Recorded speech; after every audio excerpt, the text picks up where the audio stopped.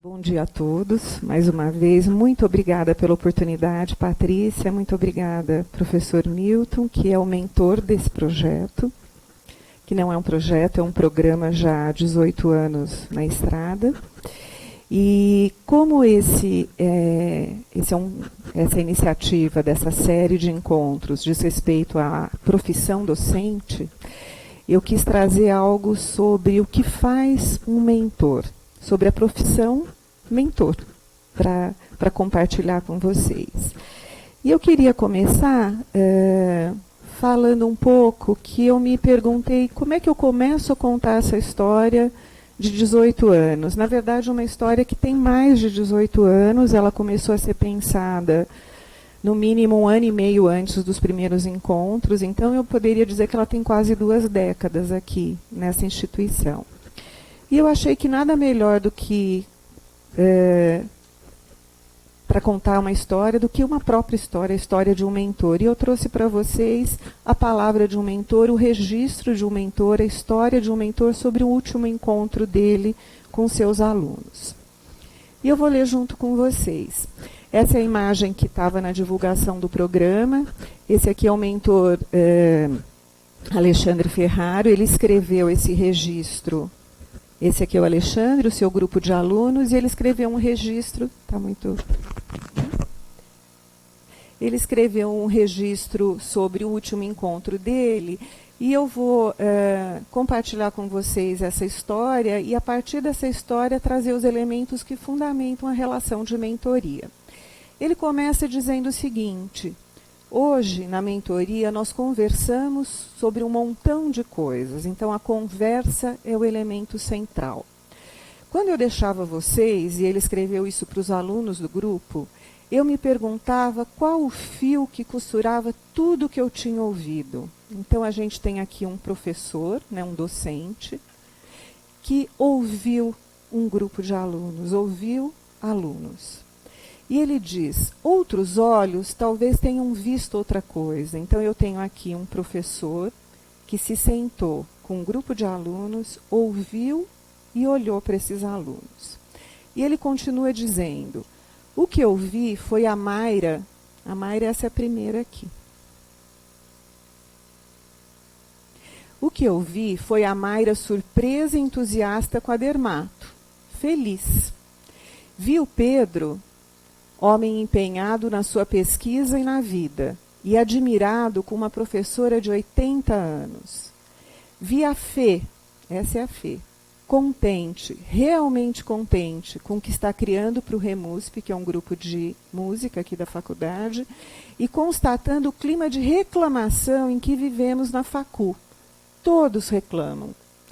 Vi a Bruna, com o olhar cansado, mas reacendido quando lembrou algo grande que lhe aconteceu. E viu o Gás, com seus olhos abertos, talvez ainda mais que em outras vezes. Quanta coisa esse professor que se dispôs a sentar com seus alunos viu. Alegria, admiração, surpresa, cansaço, gente que reacendeu o olhar para seguir em frente. E ele continua. Opa! Ele viu outras coisas, esse professor, que está no papel de mentor. Ele viu a maturidade da Dani. Deixa eu mostrar para vocês. Essa é a Dani, que está no 6º ano. Eu vi a maturidade da Dani, que é um conforto para todo estudante mais jovem. Esse é outro elemento de uma mentoria. O mais velho, o mais experiente no grupo, em contato com quem está começando. Que é um conforto para todo estudante mais jovem por sua posição diante da morte e seu convívio com gente de fora da faculdade. Então, o mais velho, o mais experiente no grupo traz isso. Vi a Lara, bonita, usando o seu tempo também para se cuidar. Como é bom a gente ter contato com gente que fala, gente, isso também é importante. É bom a gente ter tempo para se cuidar. E vi o Carlos, meio sem energia e mesmo assim aparecendo no final. Aquele sem energia que veio no final, mas veio. E como pano de fundo, a esperança, diz o mentor, de que as coisas estivessem caminhando bem para a Alícia e a sua DP. Esse encontro acontece dentro de um contexto acadêmico, então um dos alunos do grupo, que o preocupa, porque ele está de olhos e ouvidos abertos, tem uma DP para dar conta. E ele diz, e eu? O mentor é alguém que está no grupo. Eu e os meus pais envelhecendo. Ele não é alguém que está ali só para olhar os outros, ele está ali também para se olhar nesse encontro. E ele continua. A costura disso tudo, ele fala, não é normal gente de anos, idades e interesses diferentes gastarem tempo assim. E não é normal mesmo. Não é? Quando é que a gente gasta tempo para sentar, olhar, ouvir o outro, ser visto pelo outro e ser escutado? Não é normal. Pessoas, ele diz, que nem podem dizer que são grandes amigas. Não necessariamente esses alunos, que ele tão bem descreveu, são grandes amigos, mas estão ali. Estão se conhecendo, estão sendo conhecidos. E ele diz, tem algo de revolucionário nesse nosso encontro mensal. E, ao mesmo tempo, tem algo de simples e humano. Por isso é revolucionário. Olha que incrível. O simples e humano virou revolucionário. Parar para conversar, olhar e ver o que está acontecendo com cada um passou a ser revolucionário. Que incrível isso, né? Acho que o fio que costura tudo é isso. Esse encontro simples e humano. E que de tão simples, tão humano e tão raro, virou revolucionário. Então, esse é o nosso começo de conversa. E eu vou tomar a ideia de costura para conversar sobre o que se faz quando se faz mentoria. Então, o que é, afinal, mentoria, né? Ele diz, eu me perguntava qual o fio que costurava tudo que eu tinha ouvido. O fio que costura tudo isso é uma relação que pode ser definida da seguinte forma. Essa relação que vocês viram descrita, meu Deus do céu, nessa história contada por esse mentor, pode ser definida da seguinte forma.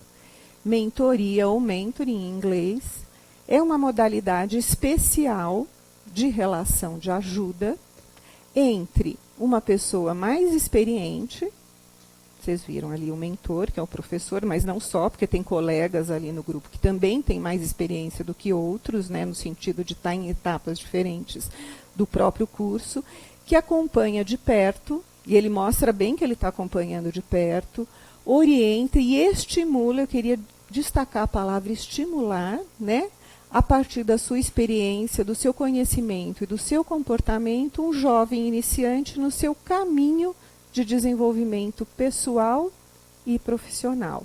Ele não fala ali só de aspectos acadêmicos e profissionais, ele fala ali de aspectos pessoais. Então, essa figura experiente que acompanha alguém iniciante num caminho que ele já percorreu, esse tipo de relação se chama mentoria.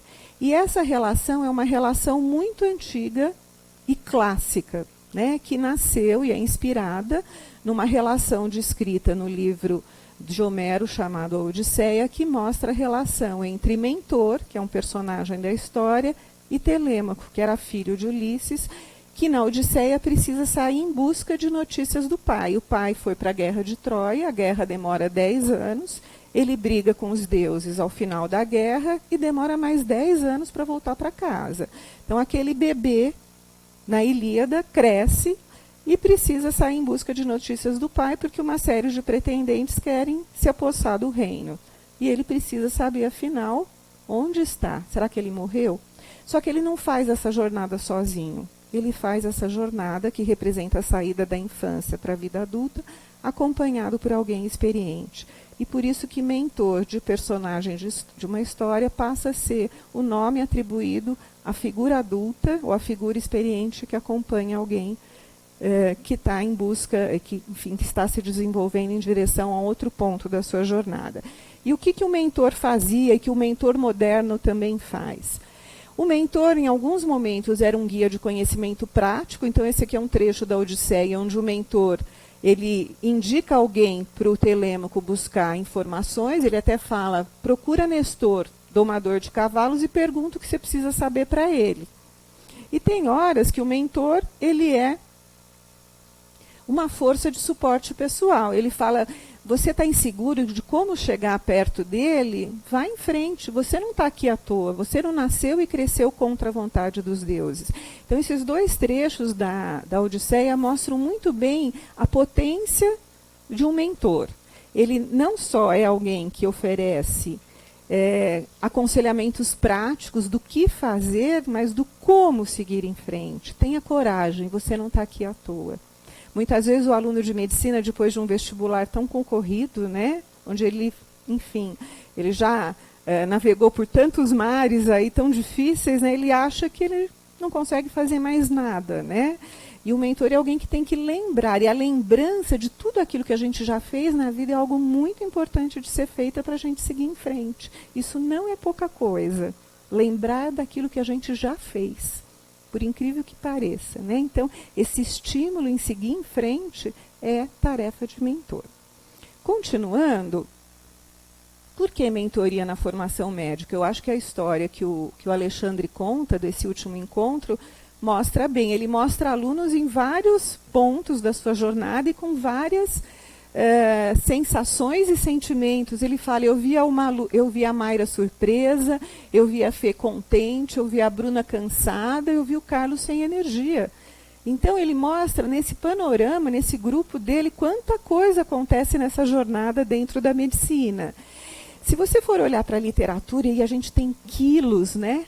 Quilos de artigos sobre o bem-estar da formação médica, eu diria um mal-estar, né, na verdade, a gente sabe que os níveis de sofrimento psíquico entre estudantes de medicina ultrapassam a média da população. Eu até trouxe uma referência de 2006, ela já até é uma referência antiga, mas nada muda, né, na verdade. Acho que até os índices podem até ter aumentado ao longo do tempo. Esse é um dos autores mais importantes.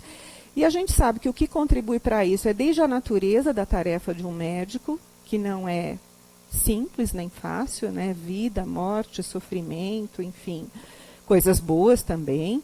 Fontes de estresse que são previsíveis na formação médica e que estão em qualquer curso de medicina no Brasil, na capital, no interior, fora do Brasil, em qualquer contexto.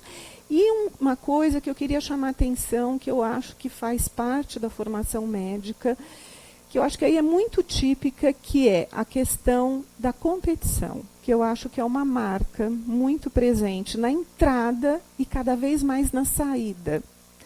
Então, eu acho que a competição leva a uma coisa chamada solidão, né, na dificuldade de compartilhar. Até dificuldades que são previsíveis, mas aí você fica, né, com dificuldade de compartilhar essas angústias, e muito também da questão do anonimato, no sentido de, acho que isso está mudando, mas a questão de muita gente e pouco, acho que isso vem mudando na questão de você estar trabalhando mais com pequenos grupos hoje em dia, mas durante um bom tempo a questão de muita gente nas salas de aula levava a esse anonimato, né, e na relação professor-aluno ficava pouco individualizado. Bom, eu gosto sempre de trazer histórias, então eu trouxe aqui, isso aqui foi uma reportagem que a UOL Educação fez com uma aluna aqui da faculdade. Esse aqui são 2 imagens que ela cedeu para a reportagem do próprio Facebook dela. Eu tenho falado aqui de fio, né? E eu trouxe esse depoimento dela porque ela usa a expressão fio da meada. Ela diz assim, eu fiquei perdida nas aulas. No meio do semestre eu falei, agora chega, preciso parar, analisar e fazer as coisas do jeito certo, mas aí não dava mais. Eu já tinha perdido o fio da meada. Eu não sabia o que o professor falava, eu ia para a aula e ficava viajando. Então, eu quis trazer de novo esse depoimento dela, né, que eu falei sobre a jornada do estudante, que perder o fio da meada é uma fonte muito grande de angústia, né, e como o mentor tem um papel importante de costurar as experiências do aluno. É alguém que está ali ao lado, costurando isso, que muitas vezes a gente se perde mesmo. Ainda mais, eu acho que hoje, né, nesse mundo onde a gente é bombardeado de estímulos, e perder o fio da meada da vida da gente não é difícil. Eu diria que é muito fácil perder o fio da meada. Então, não é à toa que coaching, mentoring, tutoria, as mais diferentes denominações estão em alta, inclusive a psicologia em geral, porque a gente está precisando ter alguém para não perder o fio da meada. Isso é uma opinião pessoal minha, do que eu acho que está acontecendo.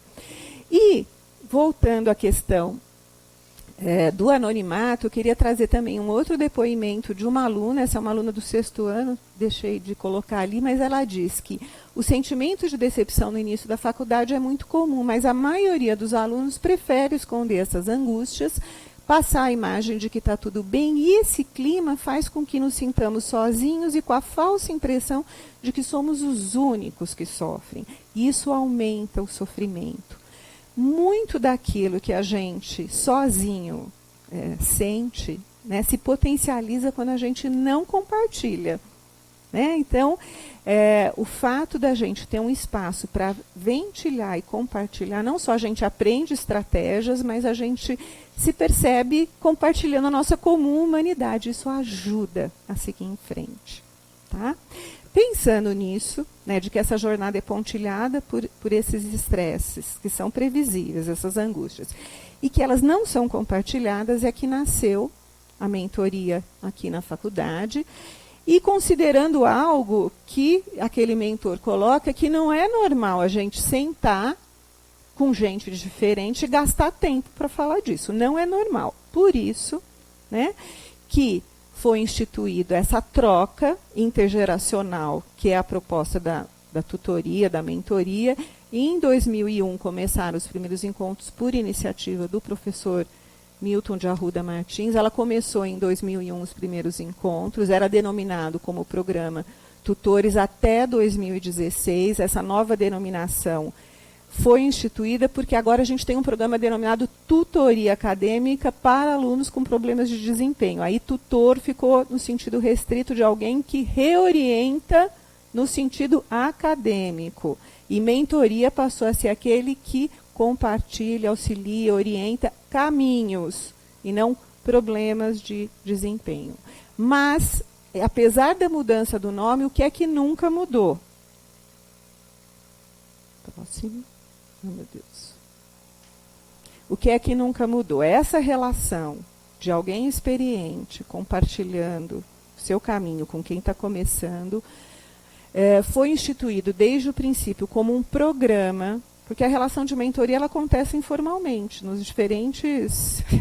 Todo mundo, ou muita gente, teve o privilégio, é um privilégio, né, ter um mentor informalmente, mas aqui ela foi instituída desde 2001 como um programa, isso significa que tem algo formalizado. Onde? O que se formalizou? Se formalizou que alunos de diferentes anos, então essa foi a primeira definição. A gente buscou que os grupos, que os alunos se encontrassem com essa figura experiente através de grupos, esses grupos fossem heterogêneos, então alunos de diferentes anos, que esses grupos tivessem como cenário uma relação, né, uma relação próxima e de acolhimento, que sem isso não faria sentido esse grupo se reunir para trocar qualquer tipo de experiência, se não fosse nesse contexto. E a ideia, o propósito é que esse grupo aconteça para que se troquem experiências sobre o vir a ser médico, sempre a ideia de caminho, e aprofundar assuntos relevantes para o seu crescimento como pessoa, alunos de medicina e futuros médicos. Eu queria assinalar a ideia de crescimento e de desenvolvimento, que é para além de problemas. Se vocês olharem e lembrarem da história que aquele mentor contou, ele não viu só problemas ali, ele viu gente se desenvolvendo de diferentes maneiras. Ele teve um olhar para tudo isso. Então é uma perspectiva, vou usar uma palavra que eu não gosto, holística, global, abrangente, né? A perspectiva do desenvolvimento. O princípio é o princípio do estamos juntos, né? Então a gente apostou na ideia de um grupo. A gente pode ter uma relação de mentoria 1 a 1. Existem lugares onde é assim que funciona assim, um mentor e um aluno. Aqui a ideia foi de grupo de mentoria, atualmente composto por um mentor. Nosso mentor é um médico ou um professor, é um professor ou um médico do Hospital Escola. Atualmente, há 2 anos, ele tem uma parceria, isso foi uma mudança importante, de um mentor júnior, que a gente chama de co-mentor ou mentor júnior, que é um residente ou um veterano do internato. A presença do interno sempre foi muito importante para a dinâmica do grupo, mas a presença dele sempre foi muito difícil de ser conseguida. Então, a gente instituiu um lugar para ele. Então, cada grupo a gente tentou garantir essa presença, dando para ele uma tarefa. Ele ajuda o mentor a fazer o grupo acontecer. Então, ele é um parceiro do mentor. E a gente trabalha agora com a ideia de inscrição. Então, o aluno se implica na participação. Até há 2 anos atrás, todo aluno que entrava na faculdade, ele ganhava um grupo. Ele ganhava um mentor. Ele estava automaticamente inscrito. Agora, desde há 2 anos atrás, ele se inscreve no programa. Então, ele tem que manifestar o desejo e ativamente se inscrever na atividade. Os grupos acontecem uma vez por mês, em horários variados. Nós já tivemos o privilégio de ter um horário na grade. Isso não foi mais possível. Mas os grupos, e eu acho que isso eu estava pensando, apesar de não estar mais na grade, os grupos continuaram acontecendo. E eu acho que isso é um indicador e tanto de que faz sentido, né? É interessante que quando a gente tem uma diversidade, algo que continua acontecendo apesar da diversidade, significa que a relação em si faz muito sentido. Eu fico pensando como a gente pode analisar uma experiência ao longo do tempo. A participação dos alunos é voluntária e eles podem escolher 3 opções de mentores. Os mentores têm um cartão de visitas no site, eles contam um pouco da história deles. É muito legal o cartão de visitas, eles contam como eles eram quando alunos, o que eles pensam da vida do médico, o que eles gostam de conversar. Não tem nada de currículo Lattes. A ideia não é um vínculo por aí, é a partir da identificação. E eles usam, sim, os cartões de visita para, além da indicação dos colegas, né? Sempre tem isso, né? E é muito legal ver como isso funciona. E desde o ano passado, desde esse ano, o aluno que participa de 70% dos encontros, são previstos 8 encontros no ano, ele recebe 4 créditos que ele pode colocar no seu currículo. E toda a dinâmica é através de roda de conversa. Bom, esse aqui é o nosso novo site, onde a gente reformulou o site. Antes eu acho que eu posso dizer que é uma dica. O nosso site era um site acadêmico, o programa, objetivos do programa. A gente tentou reformular o site fazendo uma linguagem para o aluno. Bem-vindos à tutoria, à mentoria. Ninguém chega lá sozinho, ninguém aprende sozinho, você pode contar com o mentor. Eu acho que isso, para mim, é algo importante de dizer. Eu acho que é um programa para o aluno, então ele tem que conversar com o aluno. Então, isso é uma coisa que eu queria dizer que a gente reformulou, que eu acho que ficou legal. A gente conta com 30 mentores de 19 especialidades diferentes, 30 mentores júnior, são 15 internos e 15 residentes. A gente teve esse ano 268 alunos inscritos, mais ou menos o número de alunos inscritos do ano passado. Os grupos são de tamanhos diferentes. Eu tenho desde mentores que têm 4 alunos até mentores que têm 14. São previstos 8 encontros por ano e no primeiro semestre, os dados que eu tenho até o momento, 43% dos alunos inscritos participaram de 3 a 4 encontros. E é uma adesão que eu considero bastante positiva, né?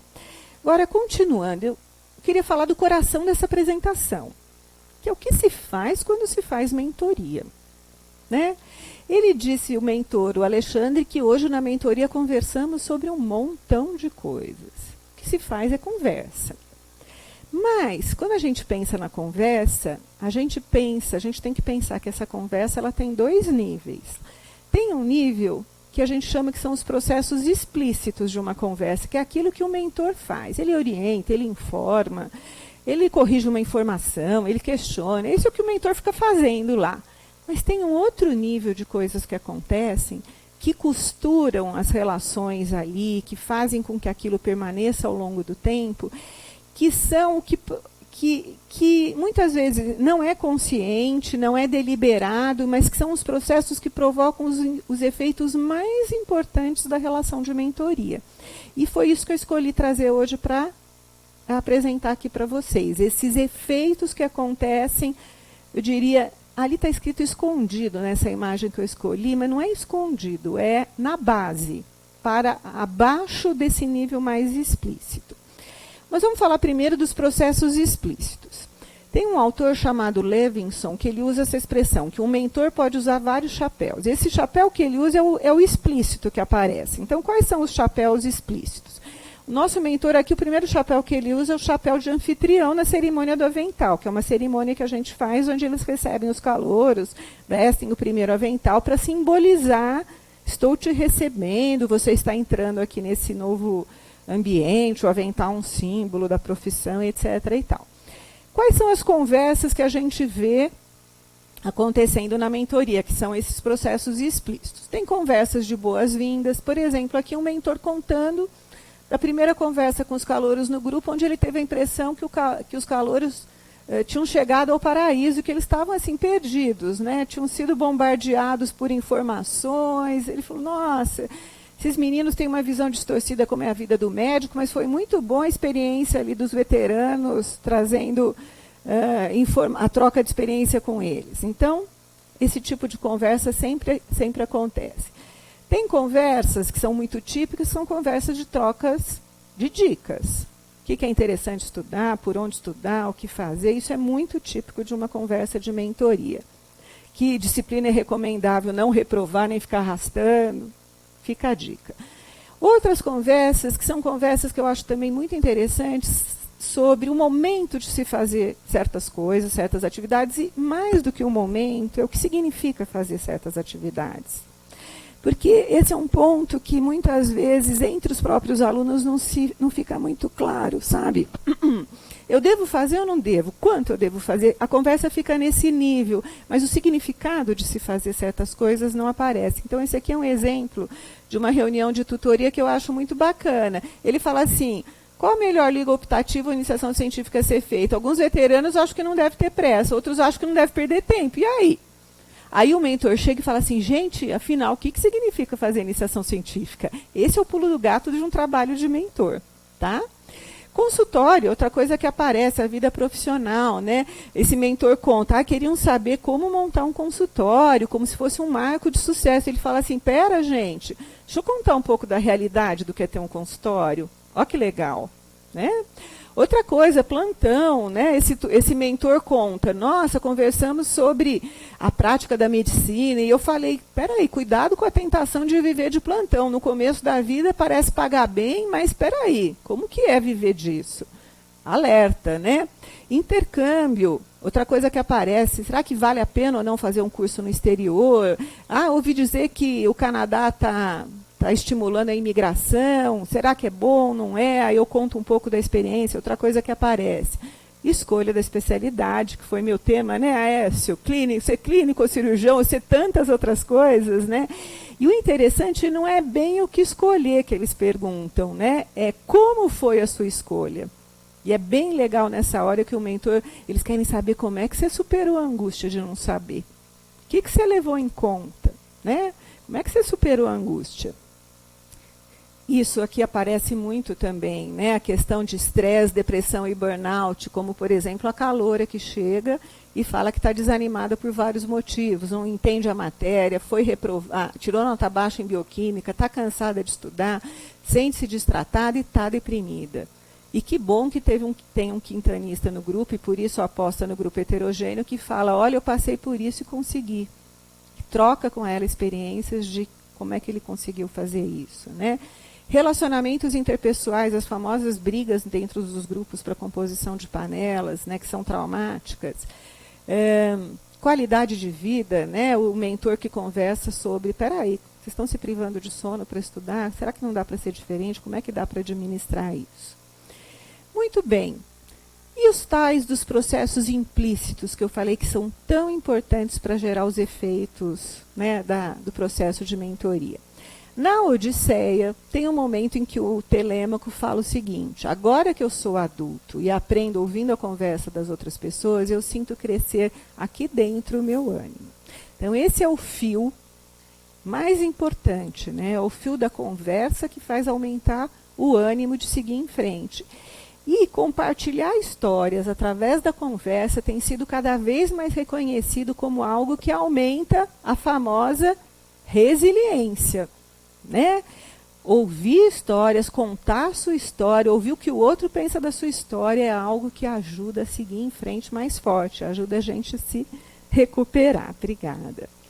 Bom, e eu vim falar agora dos fios que sustentam essa relação e que fazem a gente seguir em frente.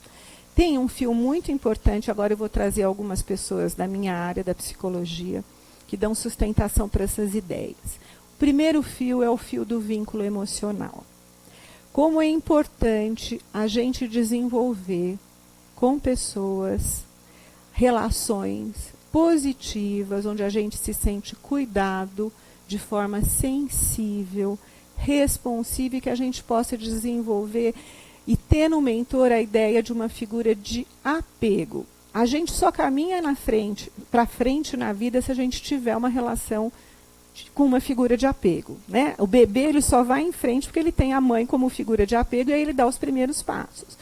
Ao longo da vida a gente precisa de outras figuras de apego, né, que nos dão segurança, que a gente se sente cuidado para poder seguir em frente. Então, os mentores eles podem sim serem figuras de apego secundárias. Então, essa é a primeira ideia, né? Através dessa relação com uma figura de apego, num vínculo emocional reparador, eu posso ter uma percepção mais positiva de mim mesmo e dos relacionamentos. Então, isso, a relação com uma figura de apego como um mentor favorece.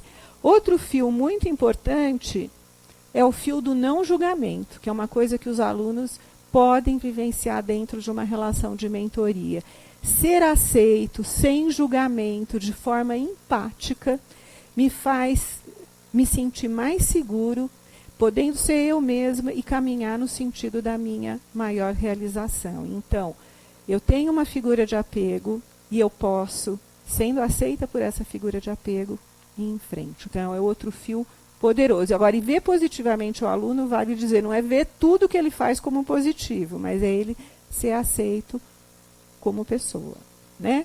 Outro fio positivo...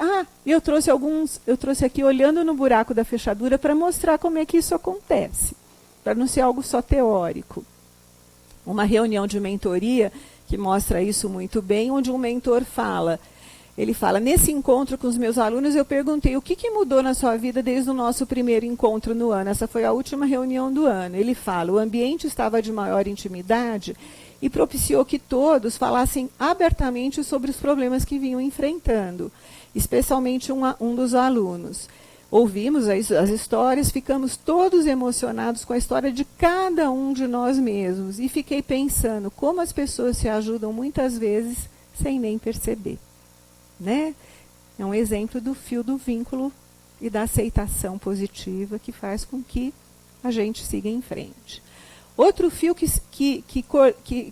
costura os encontros, que é o fio da reflexão.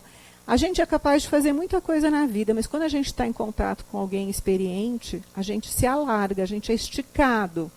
Né? E isso é uma das coisas que a mentoria traz. E quem sustenta essa ideia é o famoso... Vygotsky, né, da psicologia do desenvolvimento, que fala da zona do desenvolvimento proximal, ou seja, aquilo que eu posso fazer quando eu estou com alguém mais experiente. E nesse sentido, na mentoria, a gente tem o chamado fio do desafio intelectual. O mentor nos grupos, ele funciona ativamente criando no grupo uma comunidade de investigação. É alguém que provoca o grupo, ele traz questões que a gente fala, questões socráticas, mas será que é isso mesmo? Né? Ele traz questões que a gente fala, é uma influência disruptiva, né? Mas será que é isso? Eu trouxe um buraco da fechadura para mostrar para vocês um encontro onde isso aparece de forma muito clara. O mentor com o fio da reflexão. Esse mentor conta o seguinte, essa reunião começou despretensiosa até que um aluno conta que no bandejão da cidade universitária, um aluno tentou trocar carne por batata. A funcionária não deixou, ele com a mão roubou as batatas e foi aplaudido. Disse que na medicina não haveria espaço para essa atitude. Houve polarização entre os alunos do grupo e, afinal de 40 minutos, pediram minha opinião. Falei que as posturas não são apenas nas batatas, mas na vida.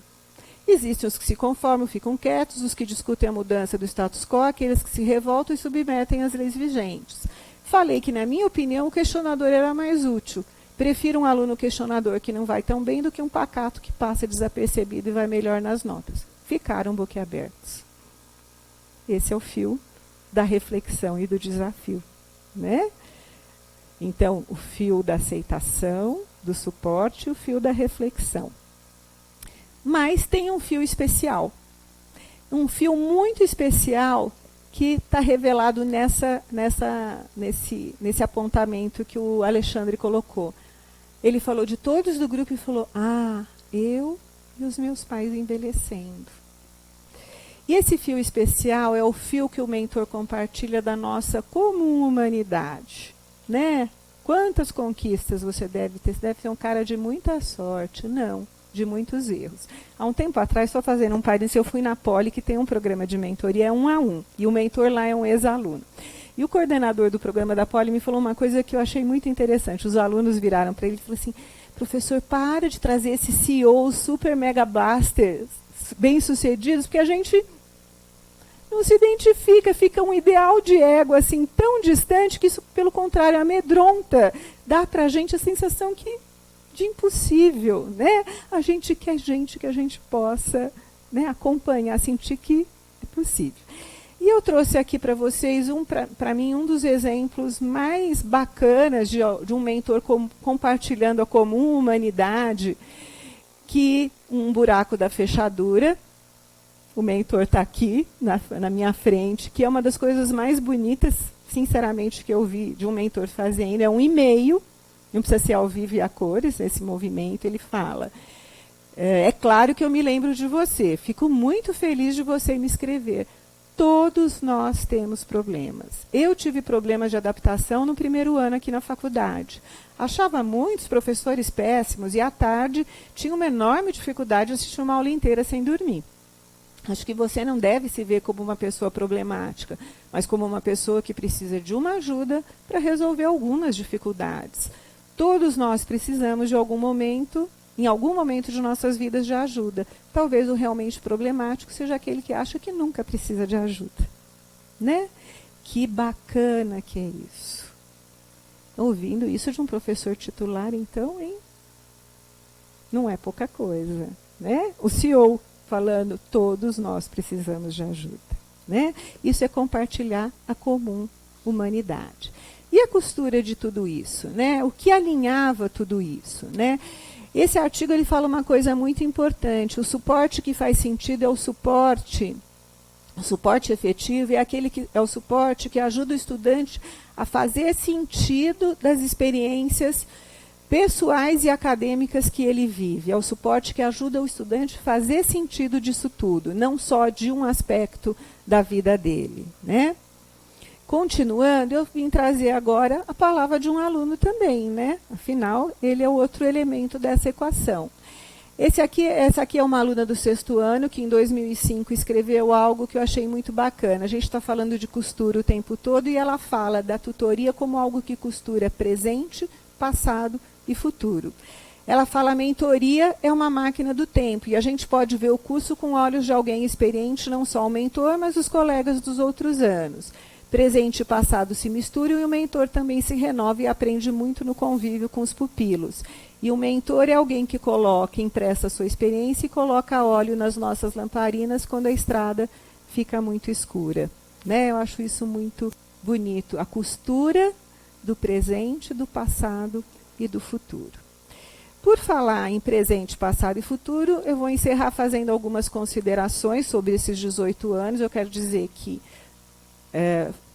trabalhar com mentoria é um trabalho trabalhoso, é uma tarefa complexa, porque você tem que conversar o tempo todo o que eu quero fazer, o que é possível fazer, o que o outro quer fazer, o que o outro acha que quer, enfim, entre desejo, possibilidade, necessidade e vontade.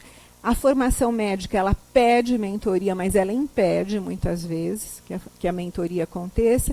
E para permanecer ao longo do tempo é preciso mudar sempre, mas é preciso não esquecer do propósito do que é essa relação, sabe? Eu acho que é um trabalho difícil, trabalhoso, mas é um trabalho bonito. Eu posso dizer que, ao longo do tempo, vínculos se formam, sim, na mentoria. E a mentoria na faculdade tem proporcionado aos alunos um senso de comunidade, um ambiente de acolhimento e de aprendizagem mútua. Programas de mentoria na residência têm sido implementados. Alunos que passaram pela mentoria agora são mentores, eu acho que isso é um indicador. E eu queria dizer que a diversidade de pessoas que têm passado pela mentoria ao longo desses 18 anos, seja dos mentores ou dos alunos, representam a maior força do nosso modelo, né? E, por fim, mas não menos importante, esse aqui é um outro grupo de mentoria que traduz um pouco do que eu espero para o futuro, já que a gente está falando de presente, passado e futuro. Esse é o mentor Geraldo Lorenzi, que escreveu o seguinte, isso tudo são depoimentos do nosso Instagram, a gente está nessa fase moderna também, né?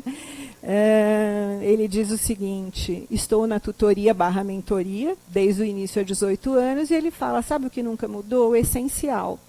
Como eu falei, a gente muda, mas mantém o propósito. A alegria do encontro. A troca de experiências é o que move o ser humano, e quem é que aprende? Aquele que está aberto para ouvir, de novo ouvir. Tenho orgulho de dizer que aprendo muito com cada encontro e que venham os próximos 20 anos.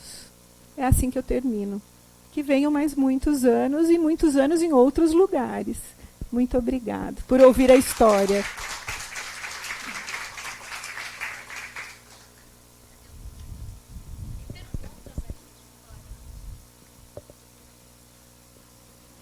Ai, deixa eu tomar água. Patrícia, parabéns.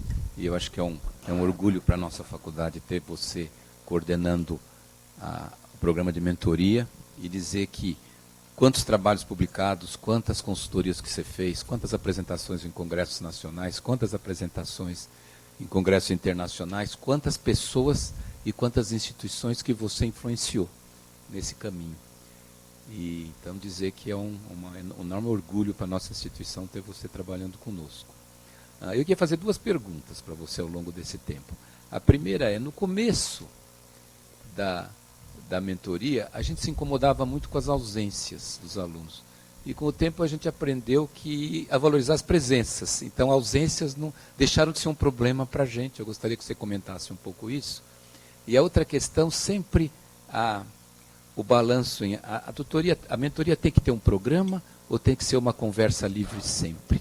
Né? Existem duas opiniões, programas que se estruturam com um programa de formação profissional, por exemplo, profissionalismo, e programas que se estruturam só com a livre demanda e com a conversa. O que você teria a dizer sobre isso também? Aqui já tem o microfone. Eu acho que houve uma grande mudança mesmo em relação à forma como é não só percebida a presença do aluno, mas como é sentida. Eu acho que os mentores, com o tempo, eles começaram a sentir que, de fato, a presença que importa é aquela de quem está ali desejando a relação.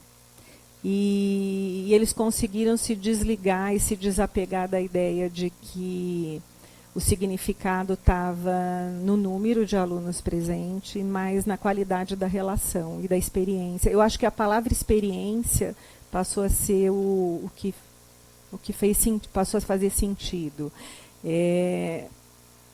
De fato, a relação que se estabelece com aquele que está ali presente é que passou a ser o valor de continuar ou não com aqueles alunos. Não sei, eu acho que é por aí. Em relação à outra pergunta foi... O temário, ele é uma ideia interessante, se ele for no sentido de um programa de desenvolvimento de habilidades ou de... enfim, mas ele não... para nosso público aqui da Faculdade de Medicina, ele não funciona, acabou não funcionando, ele não faz sentido.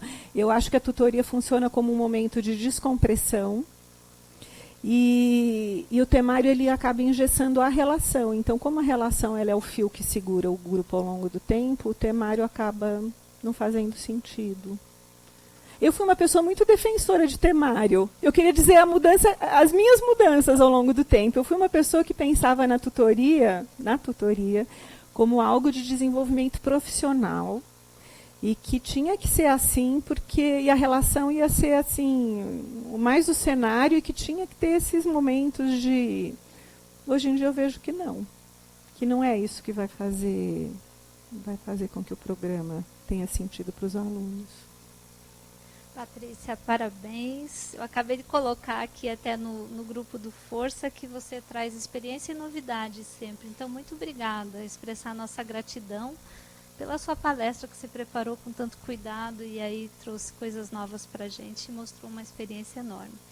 Eu queria colocar para você, eu fico aqui no celular recebendo as perguntas dos grupos e núcleos de desenvolvimento docente que acompanham a nossa atividade. Então, você olha para lá, dá um alô para o Felipe Paca, da Faceres, e ele mandou 3 perguntas, então eu vou fazendo, né? Primeira pergunta, os mentores precisam necessariamente ser médicos? Por definição, sim. Pela possibilidade de você contar com um número suficiente, talvez a gente tenha que alargar esse conceito. Aqui na Faceres temos um programa de mentoring desde 2016. Mensalmente, os mentores fazem uma reunião de supervisão. Aí onde contam as dificuldades e as angústias, ele pergunta se existe uma supervisão aqui na USP. Existe, menos frequente do que eu gostaria, mas existe. Existe. E a terceira pergunta é, se o mentor se depara com alguma situação de risco, por exemplo, uso excessivo de drogas, tentativa de suicídio, por exemplo, como é que isso é tratado no grupo de tutoria? Eu acho que ele tem que tratar isso individualmente, né? Eu acho que o mentor ele tem sempre 2 momentos. Ele tem o momento do grupo, e um grupo tem o seu jeito de funcionar com as suas regras de respeito à privacidade, da forma de abordar, e ele pode depois abordar. O grupo é sempre um momento onde as questões gerais mais são abordadas, né? E quando elas aparecem, ele tem que abordar isso num outro contexto, né? Aí tem uma fala aqui do Felipe que eu vou ler conforme ele escreveu. A gente aqui na Faceres quer agradecer à professora Belode por tudo. Nosso programa de mentor existe baseado na literatura que ela produziu. Sem ela, a gente não teria esse programa tão legal aqui. Muito obrigada. Legal. E aí eu queria oferecer uma coisa para o Felipe e para o grupo de lá. Como é o grupo de desenvolvimento docente que mais acompanha, que está presente em todas as nossas programações aqui, Felipe, esse livro aqui é para vocês, a gente vai mandar para a Faceres e a Patrícia vai depois autografar. Conta um pouquinho o que é o livro.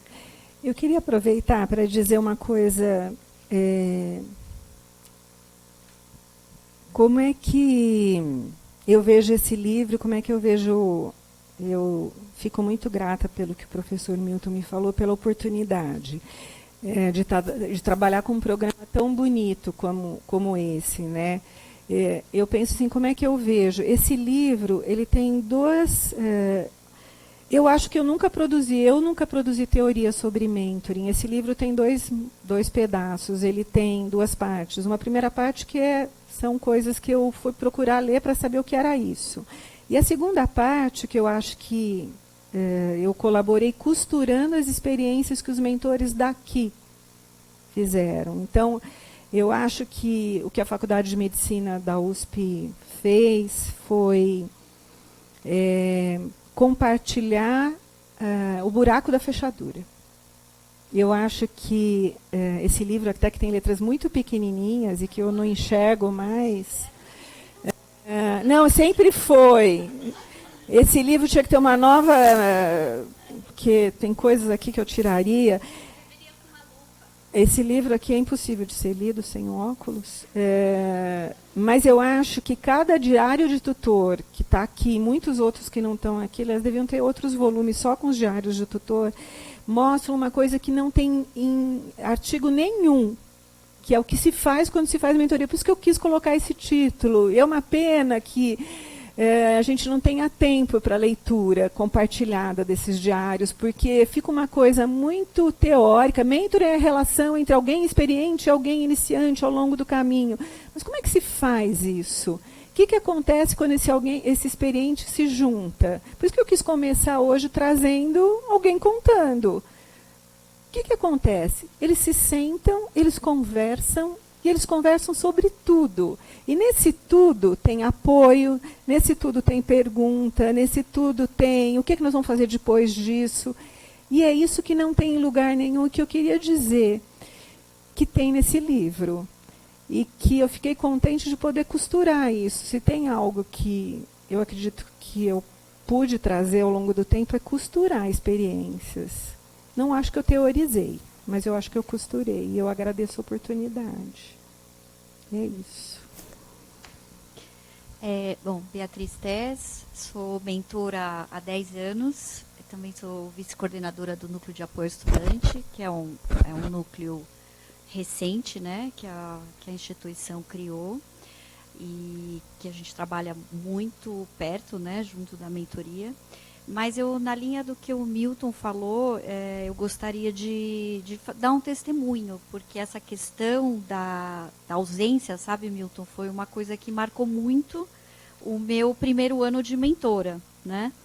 E eu comecei com um grupo cheio e, de repente, eu me vi com um aluno, né? Grupo cheio, na época, a mentoria estava na grade da graduação, então a gente tinha, acho que, de 12 a 14 alunos por mentor.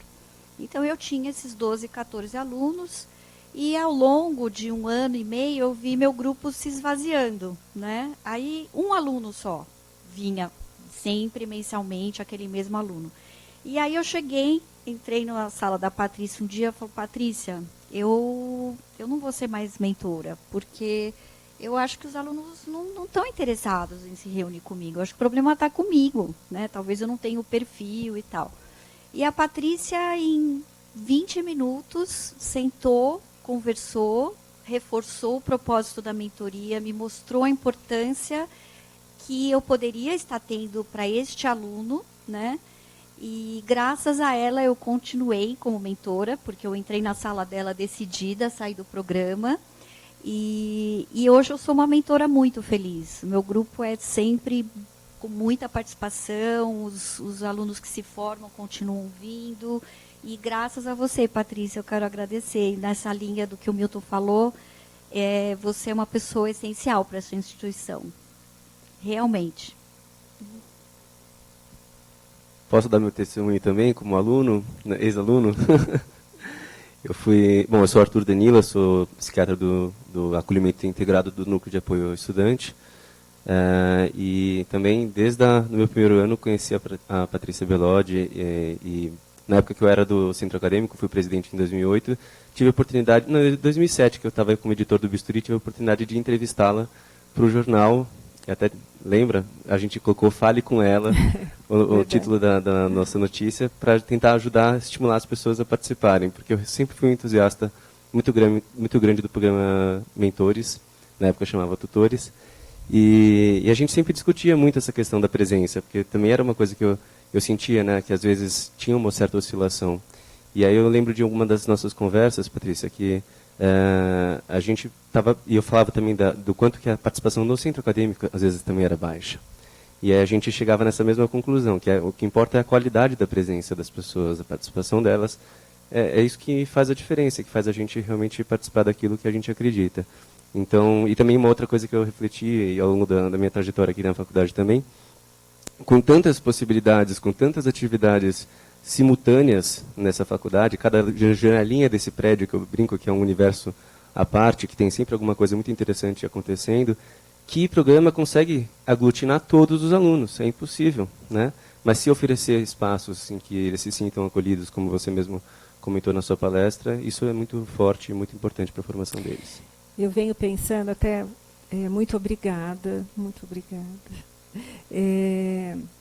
Eu fico pensando que um dos papéis, assim, eu queria dizer assim, que um programa de mentoria ou de tutoria tem que ter alguém que permanece ao longo do tempo. Talvez isso faça a diferença.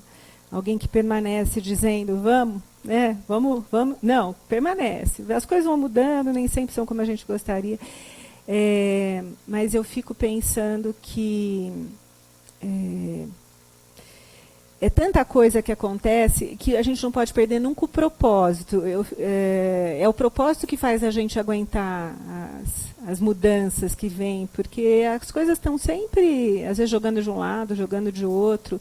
E a gente tem que ter isso muito claro quando a gente está numa jornada. É o propósito, é como a jornada do herói. Por que eu estou nessa jornada? Porque senão a gente rapidamente fala, não, deixa para lá. E então eu diria que para um programa continuar ao longo do tempo, tem que ter a linha que costura. E a linha que costura é o propósito. Eu queria dizer uma outra coisa. Eu fui convidada 20 anos atrás, eu não sabia nada disso. Eu não sabia nem que existia uma coisa chamada mentoring. O professor Milton me chamou, eu falei, mas será que isso é um grupo de reflexão, tutoria? Aí eu comecei a ler uns artigos que falavam de mentoring. Eu falei, mas então é isso. E sabe que o não saber é uma coisa muito boa? Porque eu fui começar a ler, estudar, falei, nossa, tem um campo aí chamado mentoring, é isso, e isso ajuda. E eu acho que muitas vezes a gente pensa que o não saber é algo que desprotege. Não. Eu acho que o não saber faz a gente ir se apropriando e tal. Agora, outra coisa, voltando a falar na questão de temário. O temário tem um tema, o profissionalismo, eu era super defensora dessa ideia. E hoje eu acho que os alunos e os universitários, e em geral, não só o aluno de medicina, eles precisam de um momento de parada para alinhavar as experiências, mais do que ter um tema. Porque eu acho que o profissionalismo, que é muito importante, não é isso, eles vão ter outros pontos de acesso, sabe? Agora, essa parada estratégica, eu diria até que é estratégica, pense, eu brinco que todo programa de mentoria deixa eu chamar programa stop. Porque isso é artigo raro, mas é um parar, não é um parar nem sozinho, é um parar acompanhado. De novo eu falo que essa coisa de a gente está todo mundo buscando ter alguém para parar junto, para organizar as coisas. Outro dia, só fazendo outro parênteses, que eu fiquei muito impressionada, queria até te contar, Bia, eu ia contar. Eu fui conversar com alunos de direito. E uma aluna de direito falou assim, eu tive um burnout, fui pedir na PUC, fui levar o meu atestado da Secretaria de Graduação. Aí virou tem sempre uma figura, né, que todo mundo conhece, né, da Secretaria de Graduação, falou assim, meu Deus, eu não sei mais o que fazer. Olha isso, uma pilha assim. Então, está acontecendo alguma coisa que não está dando conta de processar. Tem alguma coisa que está escapando, que as pessoas não estão conseguindo processar, não sei, e que está aparecendo na universidade, e toda vez, aí eu faço essa atividade com eles, toda vez que tem essa coisa de parar para conversar, eles ficam tão gratos. Eu fico sempre achando, nossa, mas foi só uma conversa. Eu fico achando pouco. Eu fico achando, né? E não é, enfim. Manda um alô. Legal, prazer. Oi, é ali a câmera? Ali, legal. Um alô Obrigada.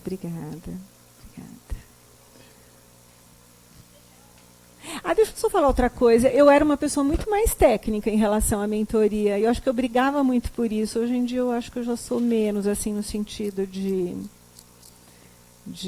estratégias, assim, faça isso, faça aquilo, enfim, vamos ter o tema, vamos... Eu, então, vi outro lado, sabe? Outro lado que eu acho que é mais poderoso, que faz mais sentido. Boa tarde a todos, meu nome é Beatriz, eu trabalho como pesquisadora aqui na FMUSP e sou professora na medicina da Unicid. Então, a minha pergunta você respondeu quando você disse... A minha pergunta era, o que te levou a fazer mentoria? Né? Foi uma tese? Qual o estímulo que foi? Né? E a outra coisa é, você disse agora há pouco, eu acho que de preferência que seja um mentor médico, se é uma faculdade de medicina. Mas eu não entendi uma coisa, porque por que isso? O aluno ele vai se espelhar na profissão? Eu acho que não, eu entendi que não é só na profissão, e sim na pessoa, né? Seria um conjunto disso, não apenas... Então, não acho que teria que ser um médico, poderia ser um psicólogo, porque eu acho que o aluno vai procurar um mentor mais o pessoal dele, né? E de forma que eu fiquei preocupada. Então, o mentor, para ele conseguir... como que fala as pessoas que vão fazer mentoria com mentora? Alunos? Não sei como vocês chamam, eu cheguei um pouco atrasada, bem atrasada. Então, esse mentor, ele teria que ser um professor bem bonzinho para que os alunos gostassem dele, um um professor bem próximo. Então, são coisas diferentes, né? Eu entendi que ele tem que ser uma pessoa que os alunos tenham admiração, independente se ele é rígido na sala de aula, mas que a admiração seja dele como pessoa. Eu entendi errado ou não sei? Não, admiração é uma coisa importante mesmo, né? Mas a ideia do mentor ser médico é porque a ideia é que o aluno esteja entrando num caminho que o mentor já percorreu, né? Essa é a questão. É que eu sempre falo, por exemplo, eu atendi alunos de medicina durante 18 anos na Santa Casa, na assistência psicológica, mas eu nunca dei um plantão, eu nunca quis ser médica. Então, eu como mentora, até acho que compreendo muito do universo psicológico de um futuro médico, mas eu nunca fiz esse caminho. Então, eu poderia ser uma mentora no sentido de acompanhar. Eu fui um aluno universitário, eu fiz uma universidade, nesse sentido eu fiz o caminho de um aluno universitário, mas eu nunca fiz medicina, então ficaria difícil ser mentora de um futuro médico. Não é que é contraindicado, mas vai faltar. Eu precisaria, em determinados momentos, eu chamar um médico para orientá-los em alguns pontos, entendeu? O elemento da identificação, a questão profissional, ela faz parte da mentoria, né? Ela faz parte. Ah, não é porque ele era médico. Não, sim. Não, sim. Não é uma questão de contraindicar, não. No sentido estrito, você teria que ter trilhado aquele caminho, né? No sentido estrito. Boa tarde, Patrícia. Obrigado pela aula. Eu fiquei curiosa que você contou na aula que mudou o jeito do aluno ingressar na mentoria, né? De uma postura passiva para uma postura muito mais ativa. O aluno que tem que ter o desejo, o aluno que faz essa inscrição. Eu queria saber como isso refletiu, como vocês chegaram nisso e como isso, que mudanças, né, que ocorreu com essa diferença de... Então, essa mudança veio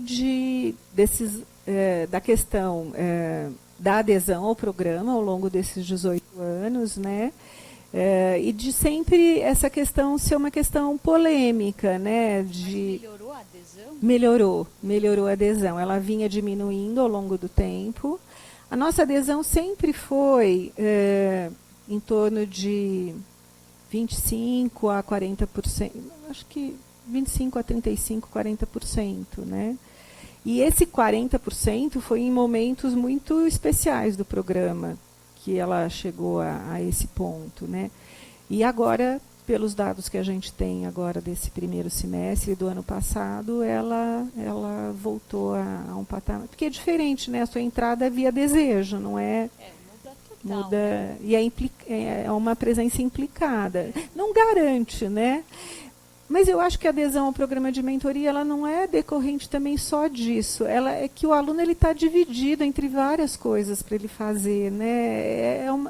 É o que eu falo, a minha adesão à minha atividade física, que é algo que eu preciso fazer, né, e que às vezes, né, ou então há coisas que eu gosto de fazer, porque a atividade física nem é algo que eu gosto de fazer, ela é uma adesão muito aquém do que eu gostaria, né? Então a adesão é uma coisa complicada de se analisar, né? Tudo isso são tentativas da gente, acreditando na ideia de trazer o aluno ali para a atividade, né? Deixa eu só contar uma coisa sobre adesão que eu gosto muito de contar. Eu vivo acompanhando artigos sobre mentoria. Eu não conheço um artigo que traga um número de adesão. Eu não conheço. Eu queria até que se alguém soubesse, um dia tiver um artigo... Porque eu nunca tive um artigo em mãos que trouxesse um número de adesão. Ninguém publica, porque eu acho... Aí eu fiquei pensando, será que é porque é difícil mensurar ou porque não acho importante? Ou porque não é uma questão? Oi?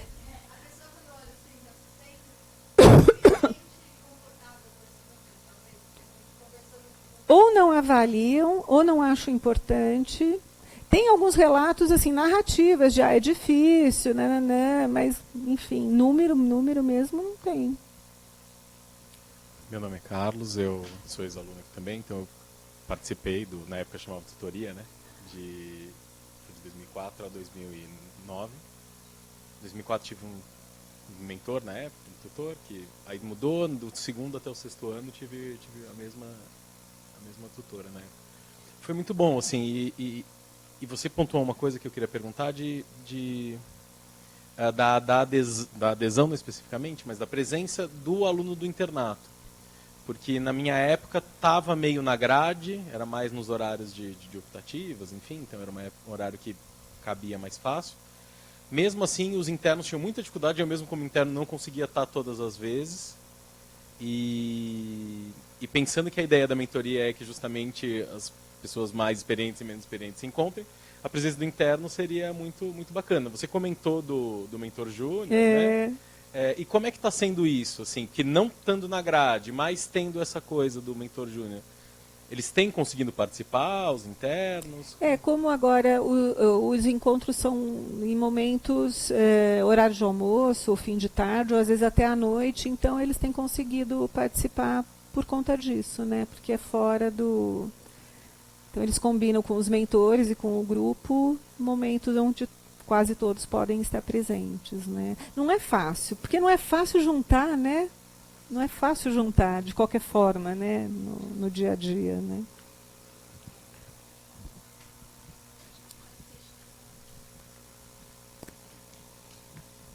Nossa, Patrícia, para mim é um prazer. Primeiro queria agradecer a você, ao professor Mildo, por ter sido tão inspiradores nesse programa, na verdade. Você é uma inspiração. Eu sou o Aécio, eu sou coordenador do curso de Medicina da Unifesp. A gente tem um programa de mentoria completamente inspirado na Patrícia e no professor. Patrícia, eu queria te fazer 3 perguntas. Uma pergunta é assim: o nosso programa começou muito diferente do de vocês. Ele, desde o começo, ele foi voluntário. E a gente tem uma taxa de adesão alta. Assim, eu sempre fico muito... É engraçado que é uma angústia meio às avessas, na verdade.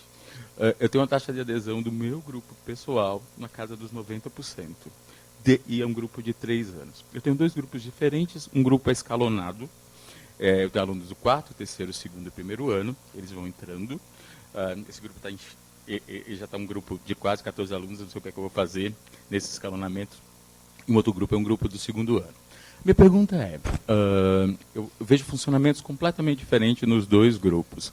Você acha que grupo de mentoria tem que ser escalonado ou não? A gente tem encontros, os mentores têm encontros semanais, na verdade, abertos semanalmente para os mentores da Unifesp, para esse encontro com um grupo que faz esse núcleo, com uma adesão dos mentores muito baixa à procura a esse grupo. A adesão dos nossos alunos, de forma geral, é muito boa. Agora, você falou uma coisa que a gente não faz e eu nunca fiz. E eu queria entender a importância disso. Qual a importância desse diário do mentor, que me lembra um portfólio reflexivo, alguma coisa assim? Qual a importância disso? E, assim, eu achei que é algo muito interessante e eu nunca fiz. E eu fiquei pensando, na verdade, e aí quando vocês falaram um pouco de um temário, é tão engraçado, e eu estava refletindo um pouco sobre os meus 2 grupos e sobre como a gente está seguido em temas. Só para você ter uma ideia, o grupo do 2º ano, e eu queria aproveitar e fazer uma outra pergunta, quantos encontros idealmente a gente deve ocorrer? Eu faço encontros quinzenais.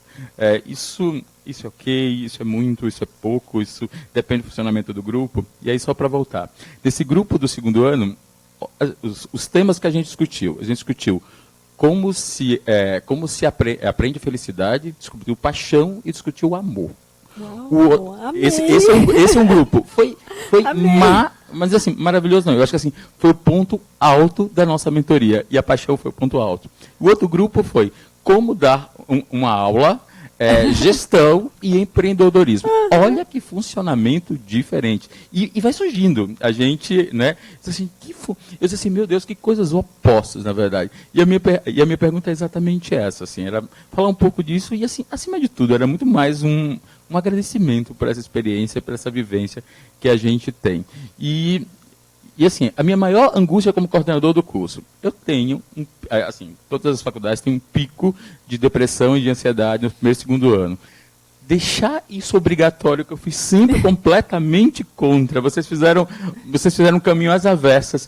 E eu vindo para cá, essa era a pergunta que eu queria te fazer, queria fazer pessoalmente. Eu estava com com uma sensação de que a gente precisava deixar isso obrigatório. Então, com todo o caminho que eu percorri, e eu queria que você falasse um pouco sobre isso e, acima de tudo, te agradecer. Muito obrigada.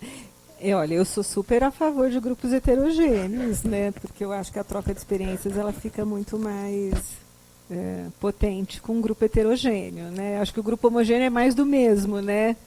Você acaba ficando como um fórum mais de problemas de um grupo, de uma série, de um ano, do que, né?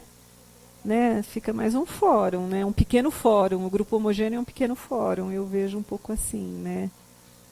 Não, mas o que faz um grupo ir bem é quando você sintoniza com as necessidades do grupo, né? Por isso que num você falou de paixão e no outro você falou de... eu acho que é isso. Mas eu ainda sou bem a favor do grupo heterogêneo. Eu acho mais interessante, né? E sem contar que você faz pessoas diferentes se conhecerem, aí você tem mais chance de ter coisas diferentes acontecendo, né? Olha, o obrigatório... Não, a questão é mesmo se você apostar no obrigatório, qual é o dispositivo? É que a gente sempre chega nesse nó. Qual é o dispositivo para o obrigatório? Aí o dispositivo para o obrigatório mata a outra característica, que é da proximidade, do acolhimento. E aí como é que... É um dilema que não tem solução, né? Ele teria justificativa, né? Porque se você pega as evidências científicas do que dá certo mesmo na educação médica, que é um artigo do Cés van der Vleut, ele diz que mentoria é uma das coisas que na formação médica tem evidência que funciona. Baseado nisso, um gestor poderia sugerir. Então, temos grupos obrigatórios de tutoria, que é o que algumas escolas fazem. Mas é um dilema a ser Porque relação de ajuda obrigatória... Não, eu acho que deixa de ser ajuda. Esse é o problema por definição, né?